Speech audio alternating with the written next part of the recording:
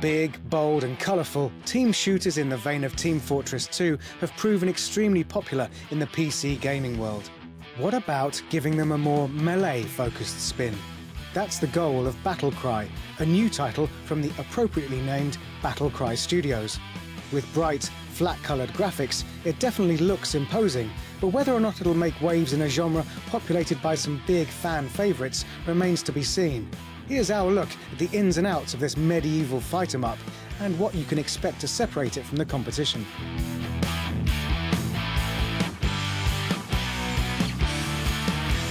The absolute core of these team titles is their class systems, and BattleCry features classes in spades, with abilities from cloaking to superhuman archery. Returning to Team Fortress 2, no one will ever forget the iconic pairing of Medic and Heavy, and the instant recognizability of Valve's characters, coupled with their clearly separated roles, helped players jump from class to class, enjoying new experiences or mastering old ones. The classes of BattleCry look varied, but there are two problems to overcome. Firstly, in a swords and sorcery world, there is less variety. Team Fortress 2 had snipers, shotguns, turrets, explosives. Many of BattleCry's classes simply seem to have different sizes of sword and bow, with spells thrown in here and there. There are guns to be played with, but all of them seem keyed into the close-range clashes BattleCry revels in, lacking the cover-based finesse of bigger gunfights. The second problem is the visual identity of the characters. One guy in a helmet looks much like another, and it's absolutely vital in these games that when you come around a corner and see a foe, you know instinctively from their sound and shape what they are. There's no room for confusion in such skill-driven titles.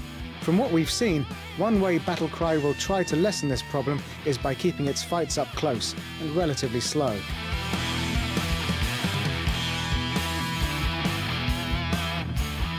In BattleCry, it's easy to stand in the open soaking up damage. Not taking cover seems counterintuitive. Again, look at Team Fortress 2. If you don't use cover effectively, you get smashed. Sword fighting games tend to use systems like shields or parrying to overcome this, as Dark Souls shows off perfectly, but BattleCry is much more about standing there and hacking away. There are a few shields to be seen, but they're the exception rather than the rule. If you find Dark Souls too complicated and Team Fortress too punishing, you may well enjoy the forgiving action of BattleCry.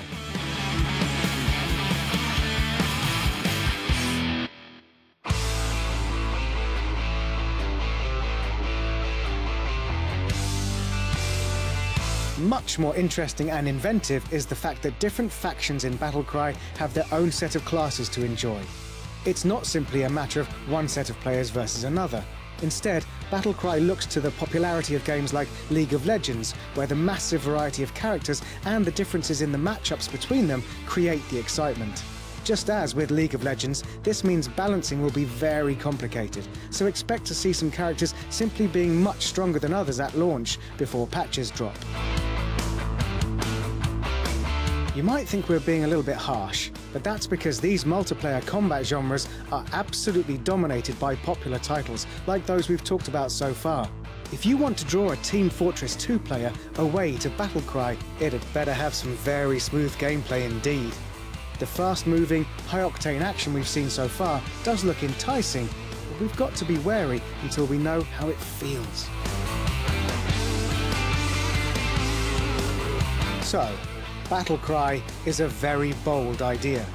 We commend the developers for trying to break into a world of well-loved, highly funded games and provide a new, melee-focused experience which, if it works well and can keep players coming back, will be unlike most of its competitors thanks to its slash-and-dash action and varied teams.